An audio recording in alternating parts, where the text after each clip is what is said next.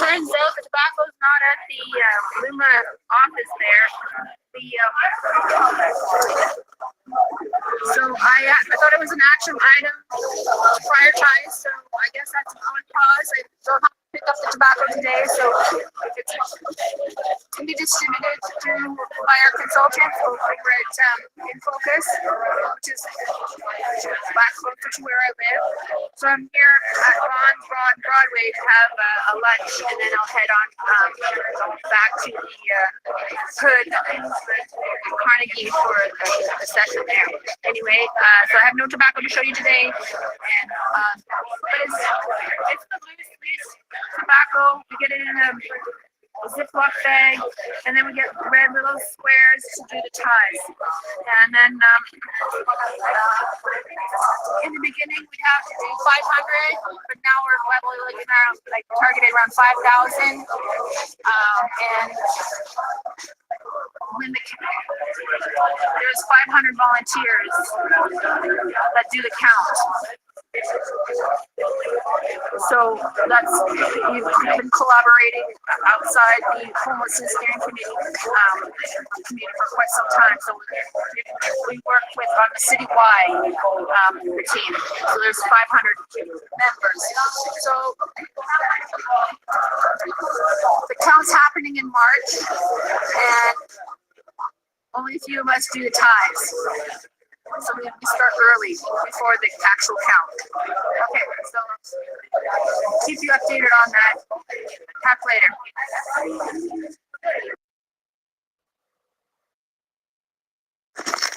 Hi, good morning, everyone. Debbie here. I'm live outside. I'm going to invite you to join me on my walk this morning. I'm going to head over to the homelessness committee and pick up the tobacco. We have started to prepare the ties for the homeless count, which is coming up in March. So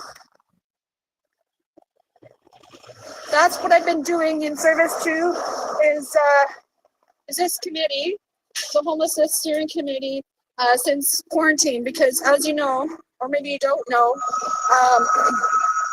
the pandemic, it happened during the city's homeless count, and I was on the count team that was responsible for the downtown east side and Crab Park. So the count happens, I'm not sure, I've lost track because we've got lots of homelessness counts now. We actually delayed this one because it was too close to the one that we just did, right? So, which a lot of the supports you received in the city here are because of this committee. They were in service throughout the entire quarantine, and we had a direct communications with the federal government, and so they had the fresh stats about all what was going on in the shelters, but they didn't get any stats about what's happening outside the shelters. So we were at the time, in the beginning, we were told this pandemic was only going to be 3 weeks, and it turned out to be much longer. I don't even need to get into the details. And now we're in year 5, and those of us that were in that are in the know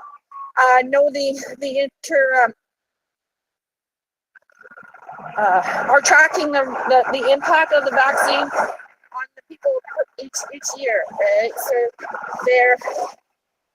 they're wanting updates about how you are. How's your mental health? How's your physical health? And so everybody's just, naturally checking in on each other, going to places that might have a different name and location and a different team working there. So, but all in all, it's the same network. So the urban Aboriginal community community has hired a lot of non-Indigenous people, and that's been a bit of a growing pain. So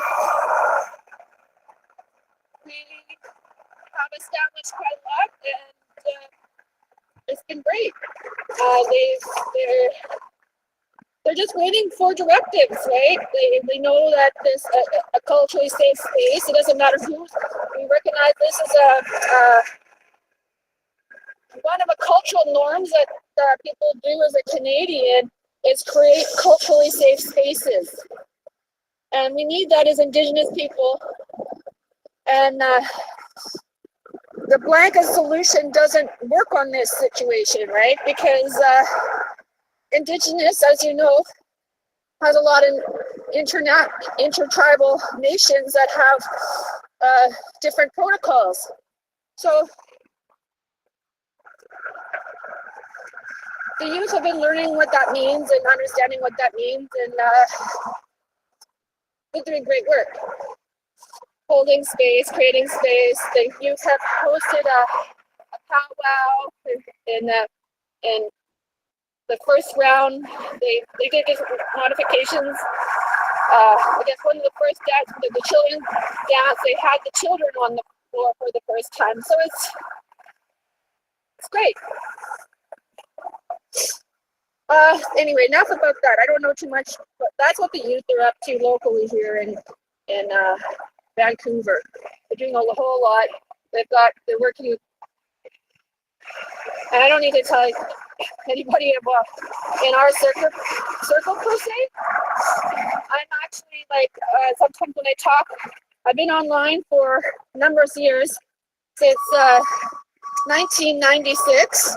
So I have followers, and they don't understand our Indigenous ways, because when I first came online, I was not connected with our cultural ways or peoples, and I'm in a network of people that do everything in their power to undermine or minimize our story or our truth. I just had a great conversation with my brother yesterday,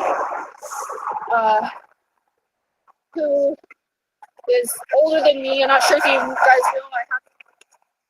know I for sure know I have two blood brothers, but I now know I have more because,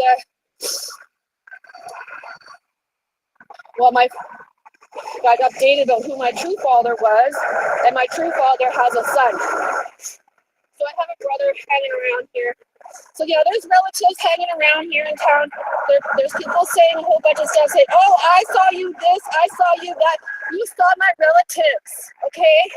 Because I have reduced my life to the most boring position. Like, I don't do a whole lot.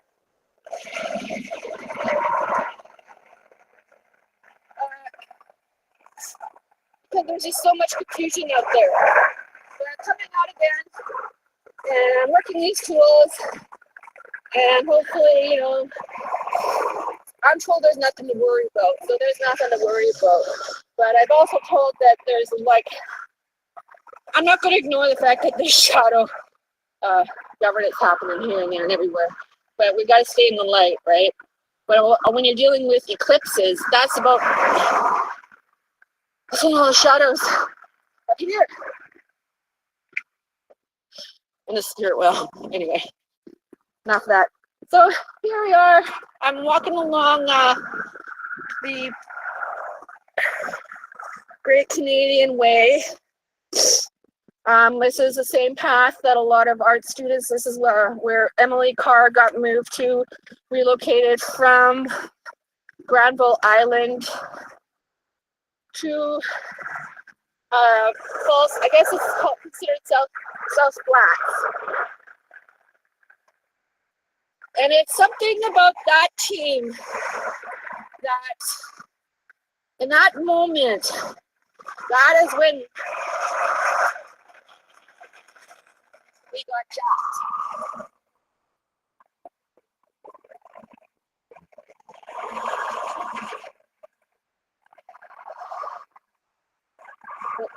And they say, we're just trying to help you. I don't believe this. I don't believe, well, or they really, really don't know right now. Because, like, when you look at the BC Services app, that BC Services app does not reflect how many times a woman has given birth. So, yeah, did I really, like, lose my sense of belonging, lose my sense of identity? Absolutely. Because our these so-called cheap software developers, we have to work with who we work with because we are our brothers and sisters from the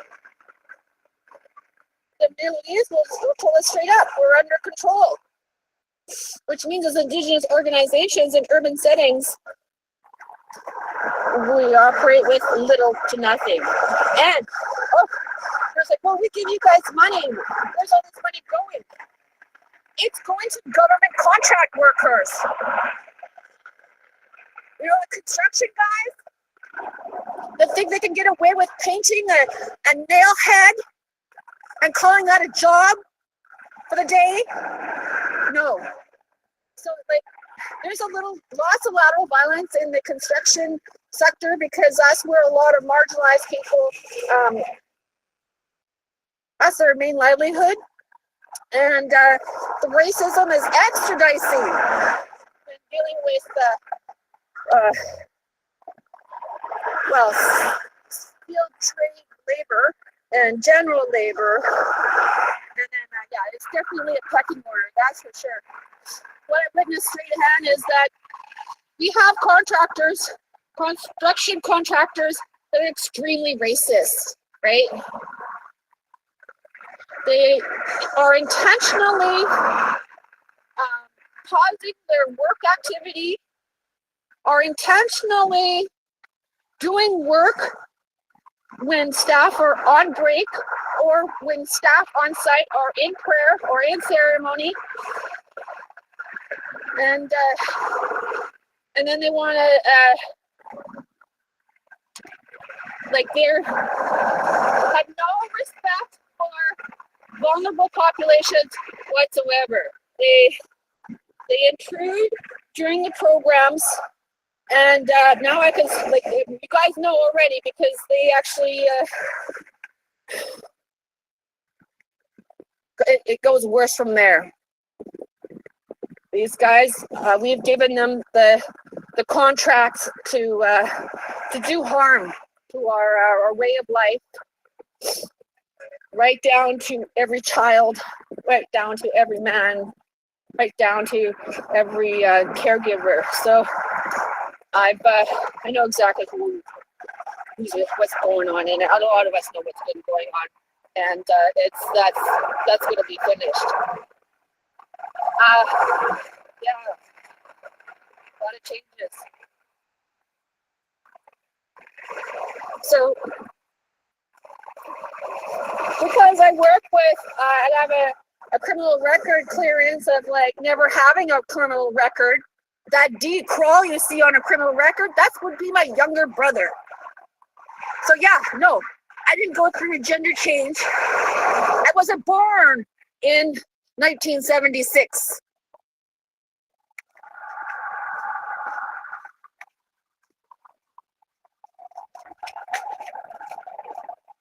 Yeah, talking to the crew that hang out with cops and dock people through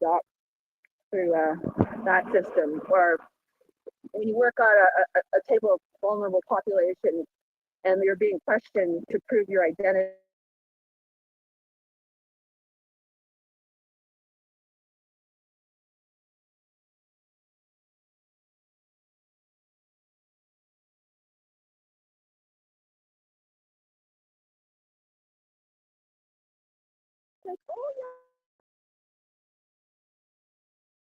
This student, that student, then which is good. It's like, okay, that's great. How come they didn't help you?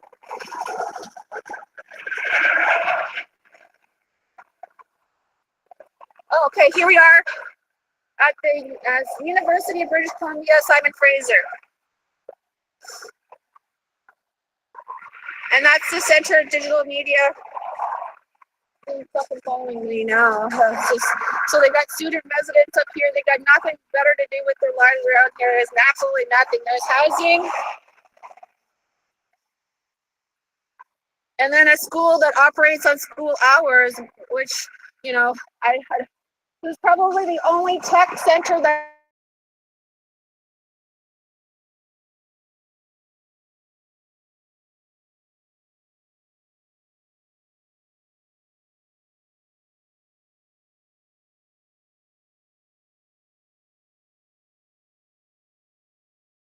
history language. They don't try to collaborate with a whole lot of other universities and stuff.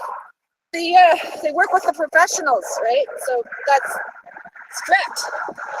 You're in, you do your work, and then you're out doing your work. But in this sector here, where they're trying to develop the South Flats politics.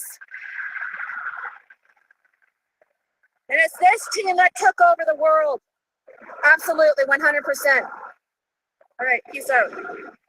Oh, I was going to actually introduce the next song. I'm a little aggravated because last night the cops did a drive-by with one of their psych ops.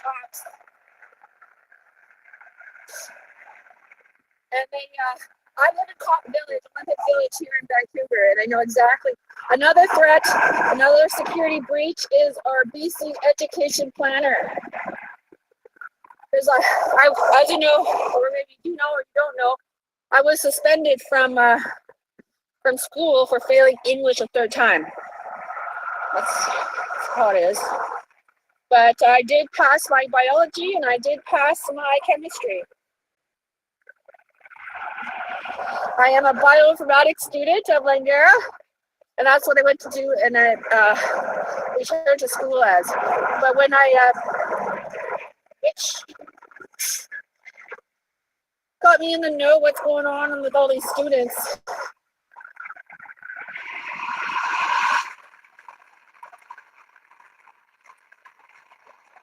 What they're researching. They have a research lab for cannabis over at Langara. Everybody knows that Trudeau got elected to pass drug laws or for drug reform. And everybody still supports that work. Because absolutely, now that we know that all our international so-called partners, our allies, are drugging our people. The meth is being supplied from India. The fentanyl is being supplied by China.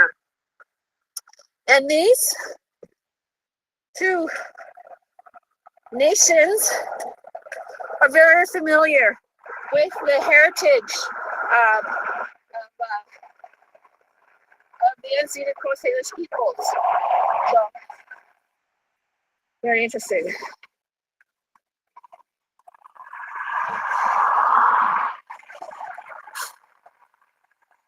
However, we have allies, true allies within these nations, that's for sure. But we have true enemies too. Obviously, it's the same for everything, right? I'm not supposed to be talking politics whatsoever. But I'm not talking politics. It's healthcare. As you know, healthcare, public health is military.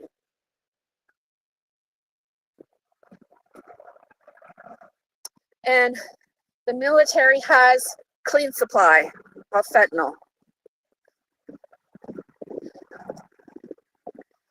And they're also the team that is up to par with all the tech that's going around, and they straight up know that the risk that Canada has gotten themselves into. Here I am at Tim Hortons, and here's another, the Great Northern Way, and this is the South Flats.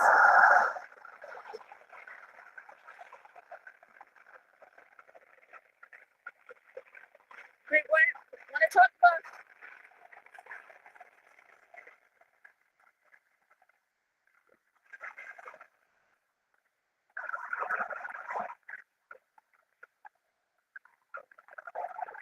they got going on here? We got Tim Hortons here. There's a Steve's Cook Bar and a Steve Freshie. So yeah, these guys are all along here. And then across the street from here is the DCC. Wow, it's such a beautiful day. Look at that. Should probably begin with a song.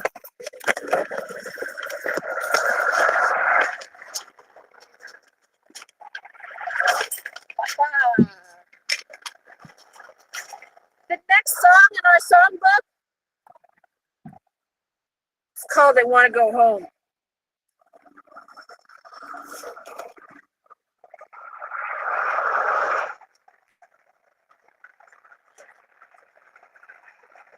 You remember?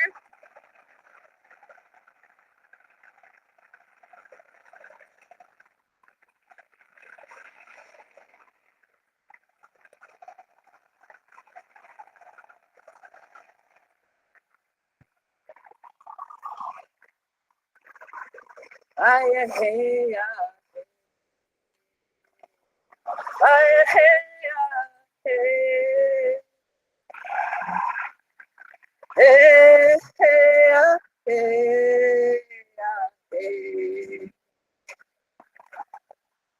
that was Grandma's songs, if you noticed. We had English translations, and then they were loosely transcribed in the original language. In this case, it's Cree. So we had still a flute song. We had a lot of different songs we were able to sing because it depends who showed up to do the work, to do the singing and the dancing, to do the sewing. So someone may have a song they have permission to sing, some may not. Some may have a community song and they sing that community song and that's their only song and they sing it over and over and over. And that's what's happened. We have, they honored Perry singing that as a memorial.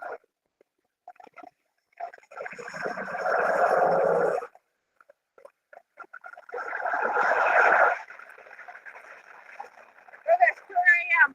I'm here at the Electric Arts. Still on the Great Northern Way.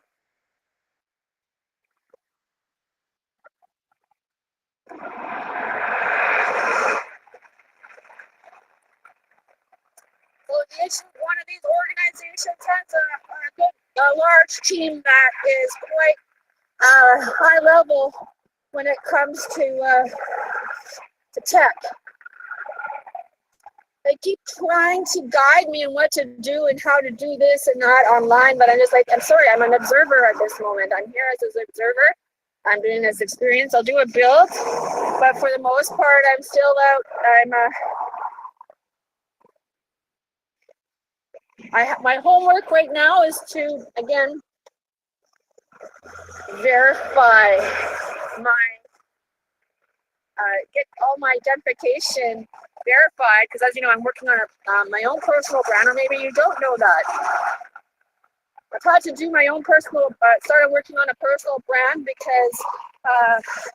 because of these cheap software developers stealing people's identity and they kind of slipping themselves and they're thinking that, oh, she's looking up at a white girl. They're treating me as a white lady, right? So they thought that I was replaceable.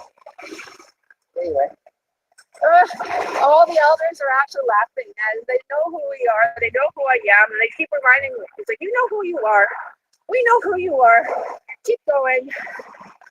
But I'm still, and then every 6 months I get an apology from, I don't know, a whisper. It's always coming from the cops. I never get an apology from the paramedics. I never get an apology from the firemen. I never get an apology from the engineers. I never get an apology from the park rangers. I never get an apology from the city staff. I never get an apology from the Downtown Eastside Women's Center. And a lot of us women in our circle haven't. And they definitely owe us an apology. And we say, was that our fault that you isolated yourself? Excuse me?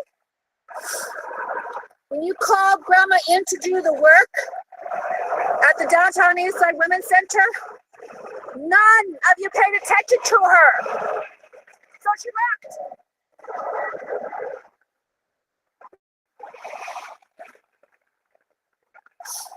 And that's what happened with Lorelai too. You owe her huge. I had to break from the council there because I'm done with the lateral violence. I'm getting from the family circle within there. Same, as soon as the family finds out that royalty, then they become a royal pain in the butt, right? So, yeah, I share all my insight with Lorelai. Have been doing that for a long time because she's political, and I was political when I came into I was already quite active politically when I joined the sewing circle and dance group. But I know our group is strictly cultural.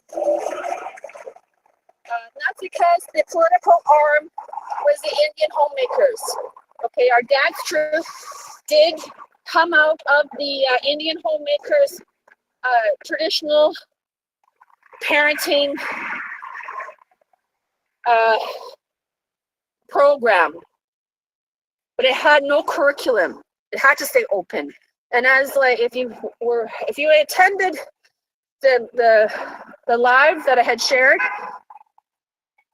if you were there early in the morning, there was only about 40 people on his live.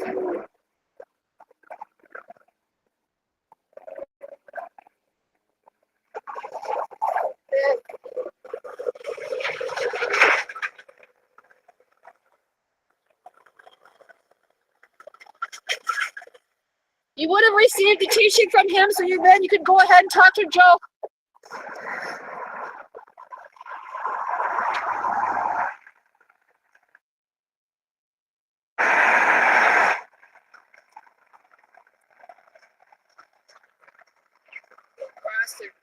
Big ass tracks.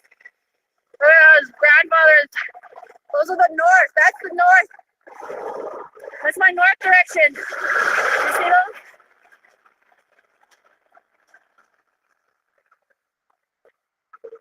Oh, those mountains are making me think of you every day. The north. All right.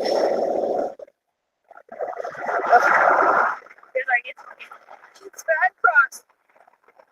Okay, so I just crossed I'm on Clark Drive. Clark. Now, it's this road.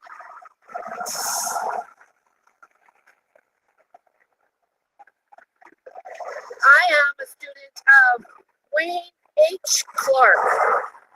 Ethan Clark.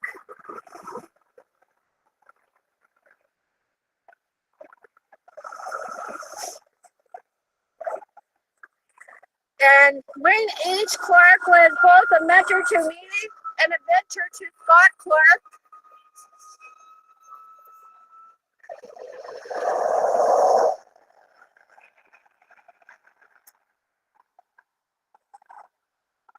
And but I don't know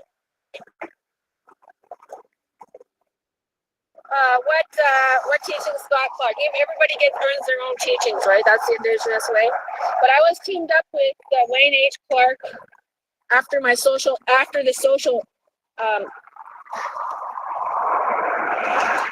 project. It was prioritized. Indigenous housing project. Okay. So again, back on the Medicine Trail here.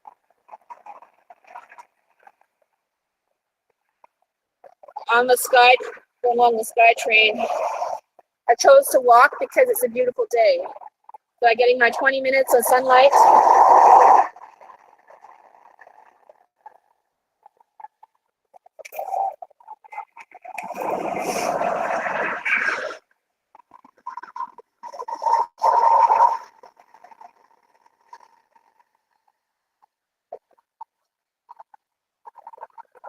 Oh, feels much more relaxing.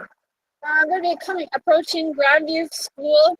This is when this school, our traditional grandmother, Lorelei Hawkins, otherwise traditional name is Raven Wing. She did a lot of work here, working with the kids, doing all the grandmother work. Oh, I forgot what Joe was going to say. Yeah, Joe made it very clear. If you're going to approach a grandmother and ask help from a grandmother, you don't tell the grandmother what to do. And he compared it to like prayer. If you're asking the Creator, it was a bit of a pet peeve of his, apparently. People asking the Creator, God, for help, and then telling the Creator what to do.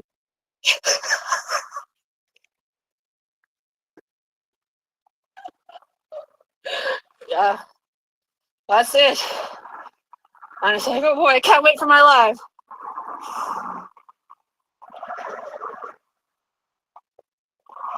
Okay, this is nice quieter area. Here's the school. And there's Jerry Whitehead's mural. Keep a pause there.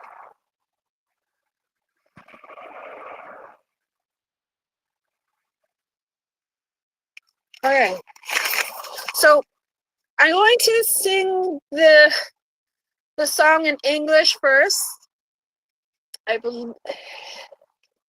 No, we were told to sing in Cree first. Sing in your own language first. In everything that you do, and all the business that you do, when you are who you are first. So I am Cree first. Here we go.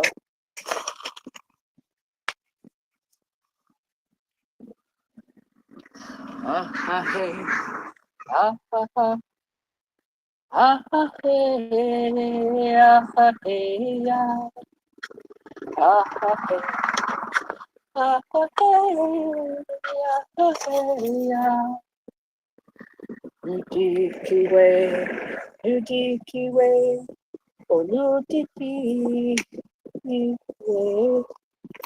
Oh my gosh, I'm singing it wrong. I got into the Goose Song. That's the beginning of the Goose Song.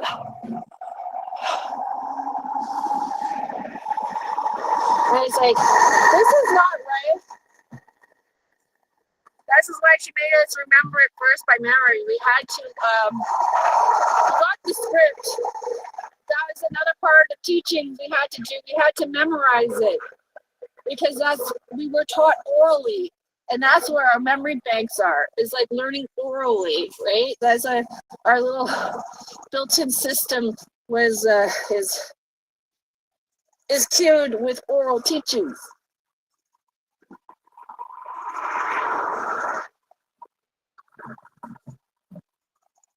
So these are just actually prompts. This text here, it's based on our ability, and so it was plain English. That's why we're really grateful of having the opportunity to come together and sing this. Here's the I want to go home. Ay hey hey. Ay hey hey. Hey hey hey hey. New Dicky way. New Dicky way. Oh, oh, oh. New Dicky way. Ay hey hey. Ay hey hey. Hey, hey, ah, hey, ah, hey. Nipi, you are. Nipi, nipi, wa, ma. Ni, wi, wi, pi, ma. Ay, ah, hey, ah, hey. Ah, hey, ah, hey. Hey, hey, ah, hey, ah, hey. Niwi chiwa, niwi chiwa, niwi chimas, niwi chiwa. Ah hey, ah hey, ah hey, ah hey, hey hey, ah hey, ah hey. Now we're gonna switch it up into the English. And the song, this is the time, this is the one of the songs where the shawl dancers would come out. Our shawl dancers. And you scoop up a man or a dance partner. Didn't have to be a man. You scoop up your dance partner. Because it was about social interaction, social engagement. But this is a love song. No. This is I Want to Go Home song. So it's about picking up your man and taking him, getting home, going home. And or she would get us dancers to, as a dance troupe.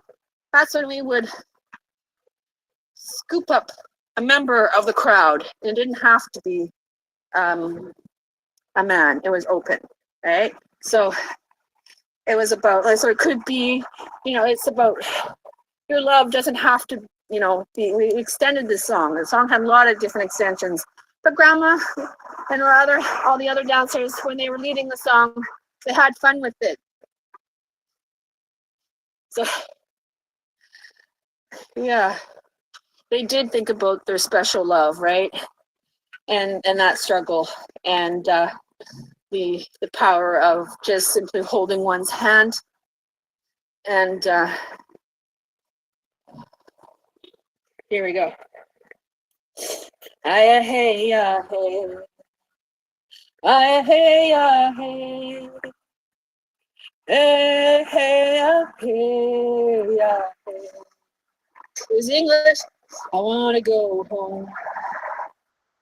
I want to go home. Oh, I want to go home. Ay, hey, hey. Ay, hey, hey. Hey, hey, hey. I want to see my sweetheart. I want to see my sweetheart. Oh, I want to see my sweetheart. I hey, I hey. I hey, I hey. Hey, hey, I hey. Hey, I hey. I want to go with him. I want to go with him. Oh, sweetheart, I want to go with you. I hey, I hey. I hey, I hey. Hey, hey, I hey. Hey, I hey. Yep. I end it there because actually I'm not at my destination yet. Just on Commercial Drive. So on one of the paths, we've lost lives here, people that have allegedly taken their lives that, I don't really believe that people don't take their own lives. They get stolen.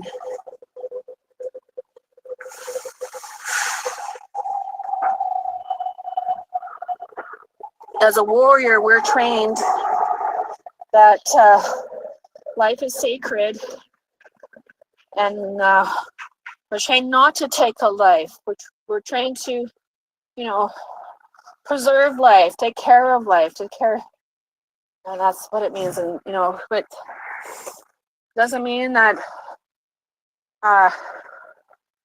we're going to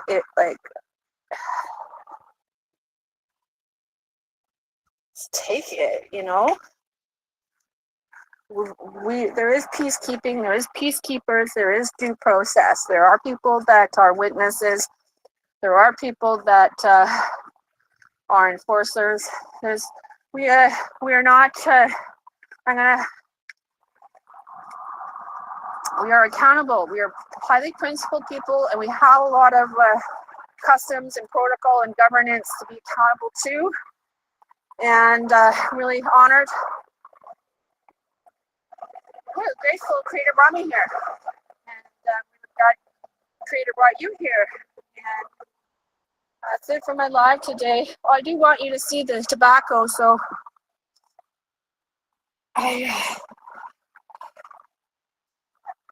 I'll do a follow-up. Okay? Okay. Peace out.